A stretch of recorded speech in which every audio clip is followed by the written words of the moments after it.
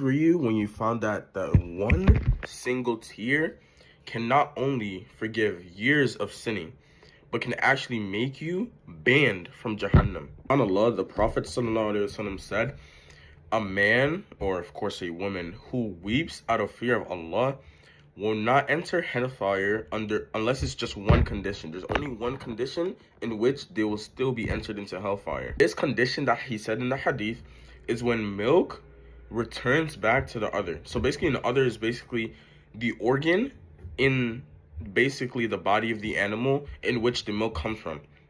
And it's completely impossible. It's not possible for milk to go back to its place of origin. So subhanAllah, a person who cries a tear, just one tear, out of the fear of Allah subhanahu wa ta'ala will get banned from Jahannam.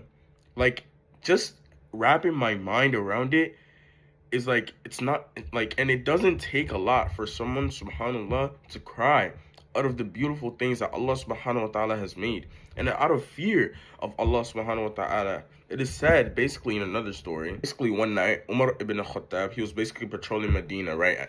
This was at nighttime, and subhanAllah, as he's walking by, he walks by this one person's home, and he hears that indeed the punishment of Allah subhanahu wa ta'ala will be fulfilled. And subhanAllah, we know Umar to be someone who was extremely strong, he was extremely brave, and he was extremely confident. But when he heard this verse, subhanAllah, he gasped and he collapsed. He quite literally fainted from hearing this verse. And they took him back to his home, and they thought he was going to die. And subhanAllah, for someone to be able to cry out of fear of Allah subhanahu wa ta'ala, you need to actually be close to Allah subhanahu wa ta'ala. Try your best and minimize sins.